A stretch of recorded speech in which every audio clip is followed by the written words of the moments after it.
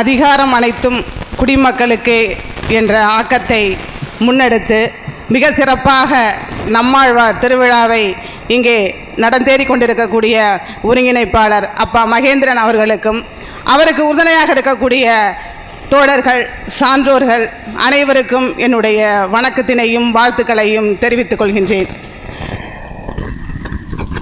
வேளாண்மையில் மகளிர் பங்களிப்பு. மகளிர் வேளாண்மையை பற்றி பேசாது யார் பேசுவது என்பது என்னுடைய கருத்து. ஏனென்றால் வேளாண்மையில், விவசாயத்தில் வரப்பில் இருப்பவர்கள் ஆண்கள், வயலில் இருப்பவர்கள் பெண்கள்.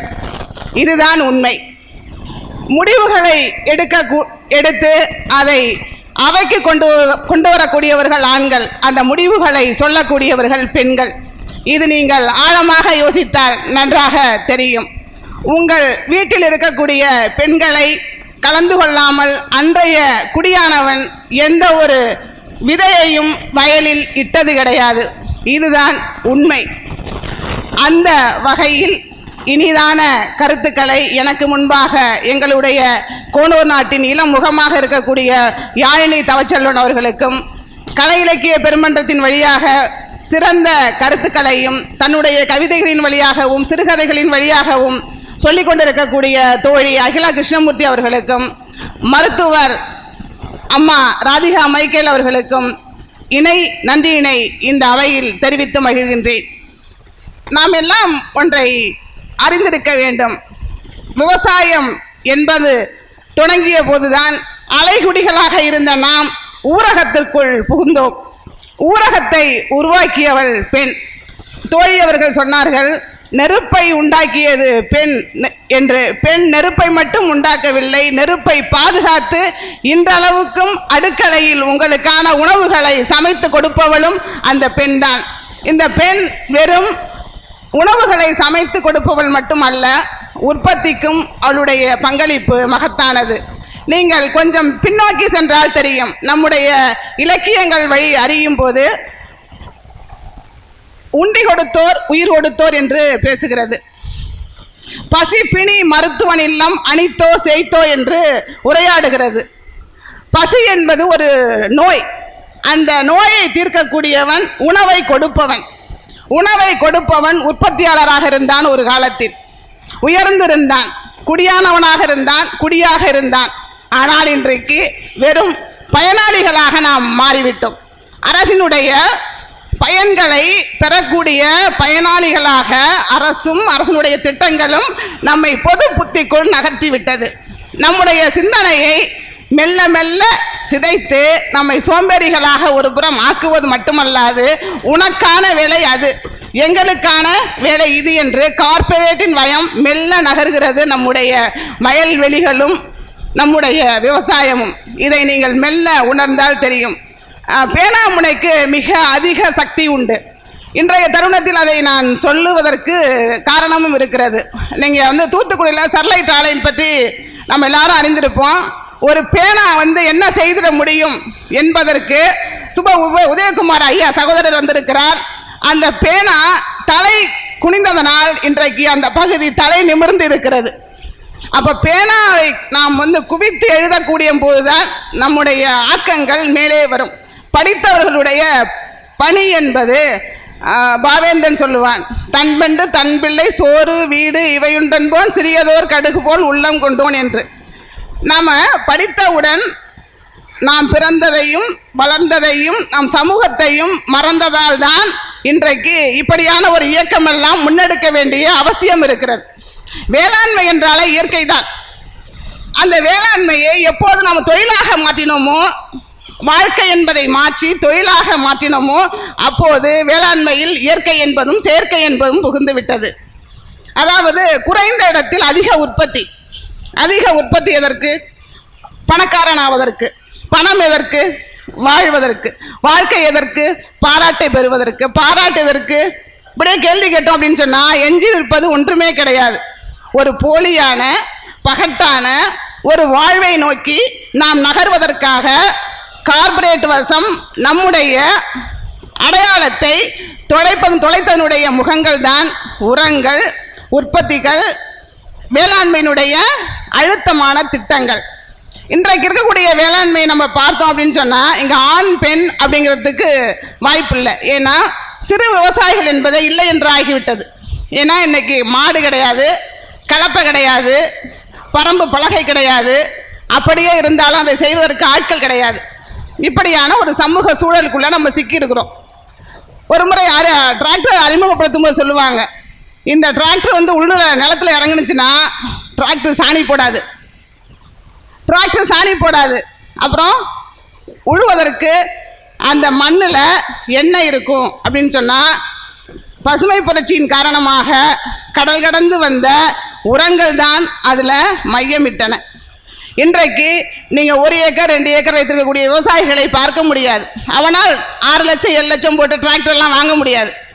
அன்றைக்கு மாத்தாள்னு சொல்லுவாங்க, பெண்களே அந்த வேளாண்மையை முன்னெடுத்தார்கள். மாத்தாள் நடவுக்கு போவாங்க, களை எடுப்பாங்க, அடுத்து உறவினர் வீட்டிலேருந்து மாடு பிடிச்சி வருவாங்க. இவர்களுடைய மாட்டை நினைவு அங்கே கொடுப்பாங்க. ஒரு பெண்ணை கல்யாணம் பண்ணி கொடுத்துட்டா அந்த பெண்ணுக்கு துணையாக சகோதரர்கள் போய் வயலில் நிற்பாங்க. இதெல்லாம் கிராமப்புற பொருளாதாரத்தின் தற்சார்பு பொருளாதாரத்தினுடைய மேம்பாடுகள். இன்னைக்கு தற்சார்பு பொருளாதாரம் இருக்கா அப்படின்னு சொன்னால் இல்லை. நாம் இன்னைக்கு என்ன ஆயிட்டோம் அப்படின்னு சொன்னால் எல்லாருமே இதில் வந்து உயர்ந்தவர் தாழ்ந்தவர், நான் நிலம் அதிகம் வச்சுருக்கவங்க குறைச்சி வச்சுருக்கவங்களாம் கிடையாது.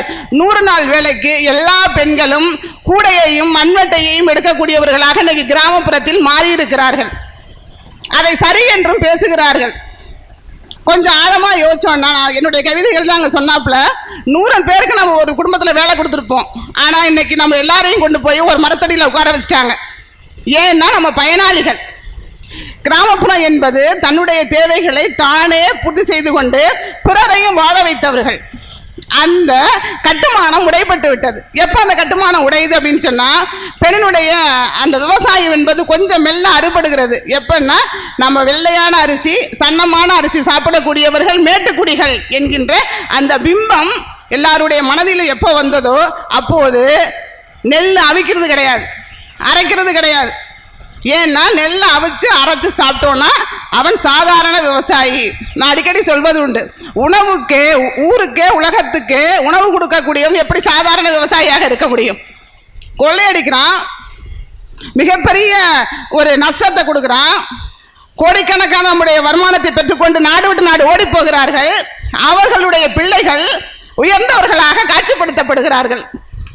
ஆனால் உலகுக்கு உணவு கொடுக்கக்கூடிய ஒரு வேளாண் குடும்பத்தில் பிறந்த ஒரு உழவனின் பெண்ணை மனைவியை அறிமுகப்படுத்தும் போது இனியேனும் நம்ம சாதாரணவன் என்கின்ற சொல்லாடலை தவிர்க்க வேண்டும். ஏன்னா ஒரு பொய் புரட்டு பேசக்கூடியவர்கள் இன்றைய சமூகத்தில் மிக உயர்ந்த இடத்துல இருக்கிறாங்க. ஆனால் உண்மையாக வாழக்கூடியவர்கள் தன்னுடைய நிலையை சிதைந்து போயிருக்கிறார்கள். இதை வந்து எல்லாருமாக மனம் கொள்ள வேண்டிய ஒரு சூழல். ஆண் பெண் என்கின்ற இதில் பேதம் கிடையாது. இன்றைக்கு ஒரு காலத்தில் அது இந்தியாவில் குறிப்பாக தமிழ்நாட்டில் கருத்தடை வந்து ரொம்ப அதிகமாக செய்யக்கூடிய முன்னோடியான மாநிலம் அப்படிங்கிற நிலை தமிழ்நாட்டுக்கு இருந்தது. ஏன்னா இங்கே குழந்தை பேர் என்பது ஒரு பெரிய சிக்கலே கிடையாது. ஏன்னா இயற்கையான உணவுகள். இப்போ நாங்களாம் மாலையில் வீட்டுக்கு போனோம் அப்படின்னு சொன்னால் கடலை பயிறு உளுந்து ஏதோ ஒன்று அவித்திருப்பார்கள், இல்லைன்னா வறுத்திருப்பாங்க, பொறிச்சிருப்பாங்க, இதை தான் சாப்பிடுவோம். ஆனால் இன்னைக்கு மாலையில் பள்ளிக்கூடம் விட்டு புள்ள வந்தது அப்படின்னு சொன்னால் நம்ம அதை கொடுத்தாலும் சாப்பிடாது. ஏன்னா ஐயா காலையில் ஒருத்தவங்க சொன்னாங்க, சுவைக்கு நாக்கு பழகி விட்டது. ஏதோ ஒரு உப்பை போட்டு அந்த உருளைக்கிழங்கையோ மற்ற ஒரு வறுக்கக்கூடிய ஒரு பொருளையோ வறுத்து கொடுத்தால்தான் இந்த பிள்ளைகள் சாப்பிடுகிறார்கள். அப்போ இப்படியான உணவுகளை சாப்பிடக்கூடிய பிள்ளைகள் இருக்கக்கூடிய மாறிப்போன அந்த தேசத்தில் மருத்துவர் அவர்கள் இருக்கிறார்கள். இன்னைக்கு கருத்தரிப்பு மையங்கள் உருவாகி கொண்டிருக்கிறது. புரிகிறதா? வேளாண்மை என்பது பெண்ணினுடைய கையிலிருந்து நழுவியதால் கருத்தடை செய்த சமூகம் கருத்தரிப்புக்காக இன்னைக்கு வரிசையில் நிற்கின்றோம். இது உண்மையா இல்லையா? இன்னைக்கு சதவீதங்கள் கூடியிருக்கிறது. இதுதான் பெண்ணினுடைய கையிலிருந்து வேளாண்மை அவளுடைய சிந்தனை நழுவி போனதற்கான காரணம். எப்போதும் முடிவுகளை அவையில் அம்பலத்தில் எடுக்கக்கூடியவர்கள் ஆண்கள். அந்த முடிவுகளை எடுக்கக்கூடிய இடத்துல அதிக சதவீதம் ஆண்கள் தான் இருக்கிறாங்க. அது நாடாளுமன்றமாக இருந்தாலும் சரி, பாராளுமன்றமாக இருந்தாலும் சரி, பாலிசி மேக்கர்ஸ் இன்னைக்கு வந்து எல்லாமே அதிகப்படியாக இன்றைக்கு அப்படின்னு சொன்னால் கல்வி நிலையில் உலக அரங்கில் இந்தியா உயர்ந்திருக்கிறது, குறிப்பாக தமிழ்நாடும் உயர்ந்திருக்கிறது. இந்த நாட்டிலேயே ஒரு பாலிசி மேக்கிங் போடும்போது யாருடைய முடிவு அதிகமாக இருக்குது அப்படின்னு சொன்னால் ஆண்களுடைய முடிவு தான் அதிகமாக இருக்குது. இந்த ஆண்களுடைய முடிவு எப்படியான நிலைக்கு நம்மளை இட்டு வந்திருக்கு அப்படின்னு சொன்னால், ஒரு பெண்ணை இயல்பாக கருத்தரிக்கக்கூடியவளை, ஏற்கனவே பெண் என்றாலே சித்திரவதை தான் பொருள். நீங்கள் நல்லா நினச்சி பார்த்தீங்கன்னா தெரியும். சிறு வயதிலிருந்து தனக்காக எதையுமே செய்து கொள்ளாத ஒரு சாக்ரிஃபைசிங் சொல்லுவாங்க. பிறருக்காக அம்மா வந்துடுவாங்க, அப்பா வந்துடுவாங்க, அப்புறம் வீட்டுக்காரர் வந்துடுவார், அவருக்கு பசிக்கும், அவருக்கு சாப்பிடணும், இந்த அம்மாவுக்கு பசிக்குங்கிறதே மறந்துடுவாங்க. அப்படியான ஒரு பொது புத்தியை நம்ம மனசுக்குள்ளே திணிச்சு இப்படி இருந்தால் தான் பெண் அப்படிங்கிற ஒரு வரையறையும் நமக்குள்ளே விட்டுருக்குறாங்க. இப்படியான சூழலில் இன்னைக்கு பெண்கள் கருத்தரிப்பு மையத்தில் போய் நின்னாலும் பெண்ணுக்கு தான் பிரச்சனை, கருத்தடை செய்து கொண்டாலும் பெண்ணுக்கு தான் பிரச்சனை. அப்போ இந்த அடிப்படையான சிக்கல்கள், நான் ஒரு உதாரணம் தான் சொன்னது. இப்போ இந்த அடிப்படையான சிக்கல்கள்லாம் எதனாத்துக்கு காரணம்னா, நம்ம அன்னைக்கு சொல்லுவாங்க மருத நிலத்தில் உழவன் உழத்தி அப்படிங்கிற ஒரு அருமையான சொல்லாடல் இருந்தது. இந்த சொல்லாடல்லாம் இன்னைக்கு நம்ம தொலைச்சதுனால தொலைத்து விட்டுட்டோம் அப்படிங்கிறதுனால அதை நம்ம வந்து எடுத்துகிட்டு வரது பிடிக்கல நம்மளுக்கு. ஏன்னா பழசுனாலே நம்மளுக்கு ஒரு அருவருப்பு இருக்கிறது, பழமையானவர். அப்போ பழமை அப்படிங்கிறது அதுலேருந்து விடுபட தான் நிற்கிறோம், அறுபட தான் நிற்கிறோம். ஏன்னா இன்றைக்கி வந்து உலகமயமாதல், தாராளமயமாதல், நவீனமயமாதலில் நம்ம எல்லாரும் அந்த பட்டாம்பூச்சிகளை விட மின்மினி விளக்குகளை தான் அதிகம் விரும்புகிறோம். இப்படியான சூழலில் தான் நம்ம பிள்ளைகளையும் வளர்க்க ஆர்வம் கொள்கிறோம். இப்படியான சூழலில் வளரக்கூடிய பிள்ளைகள் எது கவர்ச்சியாக இருக்கோ அந்த உணவை தான் சாப்பிட்றாங்க. அப்போ அந்த கவர்ச்சிகரமான உணவை முதல்ல சாப்பிட்றத நம்ம வீட்டில் நிறுத்தணும். விவசாயம் வயலில் செய்கிறது, நம்ம மேம்படுத்துறது, இயற்கைக்கு மாறுறது அப்படின்னா நுகர்வோர் வந்து இருக்கணுங்க. நுகர்வோர் இயற்கைக்கு மாறாமல் உற்பத்தியாளர்கள் வந்து அதை உற்பத்தி செய்கிறதுனால எந்த பிரயோஜனமும் கிடையாது. இன்றைக்கி நாம் எடுக்கக்கூடிய உறுதிமொழியாக தான் வீட்டில் முதல்ல இயற்கை உணவுகளை நம்ம எடுத்துக்கணும். அப்போ தான் உற்பத்தி வந்து சந்தைப்படுத்த முடியும். நம்ம இன்னைக்கு ரசாயனம் சார்ந்த பொருள்கள் வந்து சந்தைப்படுத்துறதுக்கு இலகுவாக இருக்கிறதுனால அதை நோக்கியே போயிட்டுருக்காங்க. கிடைக்கிது, இலகுவாக கிடைக்கிது. அடுத்து இன்னொன்று, இயற்கை சார்ந்த பொருள்களை விலை உயர்வாக வாங்குகிறோம் அப்படின்னு நினைக்கிறோம். அது வந்து நீங்கள் பின்னால் ரசாயன உரங்களை சாப்பிட்டு மருத்துவர்கிட்ட போய் லட்சமாக செலவு பண்ணுறதும் ஒன்று தான். நம்ம உடல் ஆரோக்கியமாக இருக்கிறதுக்கு இயற்கை பொருள்களை இயல்பாக அன்றாடம் பயன்படுத்துகிறதும் ஒன்று தான். இந்த செலவுக்கு அது மிகப்பெரிய ஒரு ஆபத்து. மருத்துவமனையில் போய் நிற்கிறதும் அங்கே சிகிச்சை பெறதும் அதை விட ஒரு கொடுமையான விஷயம் வேறு எதுவுமே கிடையாது. அந்த கொடுமையிலேருந்து நம்ம விடுபடணும்னா நம்ம வீட்டில் முதல்ல சாப்பிட்டு பழகணும், இயற்கை உணவுகளை சாப்பிடணும். இப்போ வந்து நான் முன்னாடி சொன்னது போல் வேளாண்மைனால இயற்கை தான். அந்த இயற்கையிலிருந்து நம்ம பிறழ்ந்து செயற்கைக்குள்ளே போய் நம்ம பிள்ளைகளையும் அந்த செயற்கை தினத்துக்குள்ளே தள்ளிட்டோம். அடுத்து வேளாண்மைனா நெல்லுன்னா எந்த மரத்தில் காய்க்கும் அப்படின்னு கேட்குற பிள்ளைங்களாம் இருக்கிறாங்க. அன்னைக்கு நெல்லுன்னா அது எப்படி இருக்கும், கடலைன்னா எப்படி இருக்கும். முன்பொரு காலத்தில் நகர்ப்புறத்தில் இருந்தாலும் கிராமத்தில் இருக்கக்கூடிய பாட்டிகள் நெல், கடலை, உளுந்து இதையெல்லாம் உரிய முறையில் பதப்படுத்தி அந்த பிள்ளைகளுக்கு கொடுத்து அனுப்புவாங்க. இன்றைக்கி அப்படியே கொடுத்து அனுப்புகிற பாட்டி இருந்தாலும் அதை வாங்குறதுக்கு பிள்ளைங்க தயாராக இல்லை. இதெல்லாம் சாப்பிட்டு நாங்கள் இந்த ரூமில் இருக்க முடியுமா? ஏன்னா அவங்களுடைய வாழ்க்கை தரம் மேம்பட்டு விட்டதாக நினைக்கிறார்கள். ஆடையில், உணவில் தன்னை ஒரு போலித்தனத்துக்குள்ளே காமிச்சிறவங்க சமூகத்தில் உயர் அந்தஸ்தில் இருக்கக்கூடியவர்களாக ஒரு போலி கட்டுமானம் அது. அதை முதல்ல நாம் வந்து புரிஞ்சுக்கிட்டு பிள்ளைங்கள்ட்ட மெல்ல நகர்த்தும் போது இந்த நம்மாழ்வாருடைய நோக்கம் வெற்றி பெறும். இதில் வந்து வேளாண்மை என்பது பெண்களோடு மட்டுமா அல்லது ஆண்களோடு மட்டுமா நிற்கக்கூடிய விஷயம் கிடையாது. அடுத்து சுழன்று ஏற்பினது உலக நாள். இந்த உலகம் எதை சுற்றி போனாலும் சரி, நீ வந்து சந்திராயனை விட்டாலும் சரி, இல்லை சூரியனுக்கு இன்னொரு ஆட்களை அனுப்பினாலும் சரி, சாப்பிட்றதுக்கு என்ன வேணும்? சோறு வேணும். நீங்கள் மாலையில் உங்களுடைய ஃபோனில் ரீசார்ஜ் தீர்ந்துருச்சுன்னா ஒரு மினிமம் 20 ரூபாய்க்கு ரீசார்ஜ் பண்ணிக்கலாம். ஆனால் உணவு உற்பத்தி பண்ணுறவங்க நிறுத்திட்டான்னு வச்சுக்கோங்க, எங்கேயும் ரீசார்ஜ்லாம் பண்ண முடியாது. நம்ம சாப்பிட்டு தான் ஆகணும், உண்டு தான் ஆகணும். அப்போ அதனால தான் அன்னைக்கு என்ன பசி பிணின்னு சொல்கிறாங்க. அதை உண்டி கொடுத்தார் உயிர் கொடுத்தோங்கிறாங்க. சாப்பிட கொடுத்தான்னா அவனே தான் உயிர் கொடுத்தோன்றாங்க. அப்போ அப்படியான ஒரு கொண்டாட்டம், உணவை உற்பத்தி செய்கிறவனுக்கு ஒரு மேல்நிலை இருந்தது, அவனை கொண்டாடினாங்க, அவனுக்கு ஒரு மரியாதை இருந்தது. இன்னைக்கு விவசாயம் பண்ணுறவனை மதிக்கிறோன்னா இல்லை, மரியாதை என்பது குறைவு. அதான் சாதாரண விவசாயின்றோமே. ஆனால் இன்றைக்கு தோழி சொன்னது போல நிறைய குழந்தைகள், நிறைய பிள்ளைகள் ஐடியில் ஒர்க் பண்ணிட்டு அங்கே இருக்கக்கூடிய மன அழுத்தம் தாங்க முடியாது. நிறைய பிள்ளைகள் மறுபடியும் தான் எங்கே தொடங்கினோமோ அங்கேயே திரும்பி விடுகிறார்கள். படித்தவன் விவசாயம் செய்யக்கூடாதுன்னு கிடையாது. படித்தவன் அதுக்குள்ளே இறங்கும் போது தான் அதில் இருக்கக்கூடிய குறைகள் நிறைகள் தெரியும். அவங்க தான் சிறந்த விவசாயத்தை செய்ய முடியும், சந்தைப்படுத்த முடியும், மதிப்பு கூட்ட முடியும். அதை நீங்களே உங்கள் பிள்ளைகள் விவசாயம் செய்கிறேன்னு சொல்லும்போது நான் விவசாயமா, நானே அதில் ஏன் எப்படா வெளிலேருந்து வரலான் இருக்கேன், நீ போய் இறங்குறியா அப்படிலாம் சொல்லி டிஸ்கரேஜ் பண்ணவே கூடாது. பிள்ளைங்களுக்கு எது பிடிக்குதோ அதை செய்ய சொல்லணும். அப்போ தான் இந்த ஊரும் நல்லாயிருக்கும், உலகமும் நல்லாயிருக்கும், நாமும் நல்லா இருப்போம். அவள் பிள்ளைகள் இன்னைக்கு திரும்புகிறாங்க, இயற்கைக்கு திரும்புகிறாங்க, மீட்டுருவாக்கம் வரும். எப்பொழுதுமே இந்த பூமி சுற்றி கொண்டே தான் இருக்கும். நம்மாழ்வார் வெற்றி பெற்று கொண்டே தான் இருப்பார்கள். நீங்கள் கவலையே பட வேண்டாம். இதை விட்டுட்டு யாரும் ஒதுங்கியெல்லாம் போகவே முடியாது. திரும்புதல் என்பது இயற்கை மாற்றம் என்ற ஒன்றை தவிர மற்ற எல்லாமே மாறக்கூடியது. உணவை விட்டுட்டு யாருமே உயிர் வாழவே கூடாது. ஒரு நாளைக்கு ஒருத்தர் 2 லட்ச ரூபா சம்பாதிக்கிறாருன்னா 2 லட்ச ரூபா வச்சு சாப்பிடலாம் முடியாது. காலையில் மதியம் இரவு என்ன வேணும்? உணவு தான் வேணும். நம்மக்கிட்ட தான் பணம் இருக்கு, ஒரு 2 கட்டை எடுத்து சாப்பிட முடியுமா? சாப்பிட முடியாது. அப்போ பணம் என்பது நீங்கள் சமூகத்தில் உயர் மதிப்பை கொடுக்கக்கூடியதுன்னு நினச்சிங்கன்னா அது தப்பு அப்படிங்கிறத உணரணும். யார் ஒருவர் அறத்தோடு வாழ்கிறாங்களோ, அறம் என்பது சொன்னாங்க, வேளாண்மையில் அறம் இருக்க வேண்டும் என்று காலையில் ஒரு ஐயா அவர்கள் சொன்னாங்க. அறம் என்பது என்ன? நெருப்பு சுடும், அதான் நெருப்புக்காரம். தண்ணீர் குளிர்ச்சியாக இருக்கும், அதான் தண்ணியினுடைய அறம். வேளாண்மையினுடைய அறம் என்ன? மனிதனுக்கு ஊறு விளைவிக்கக்கூடாத உணவுகளை உற்பத்தி செய்து கொடுப்பதுதான் வேளாண்மையினுடைய அறம்.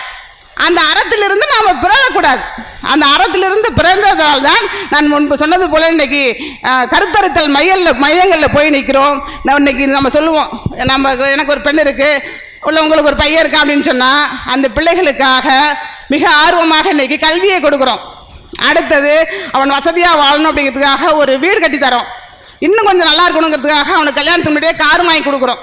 இன்னும் கொஞ்சம் வசதியாக இருக்கணுங்கிறதுக்காக 2 வீடு வாங்கி தரோம் 2 இடத்துல.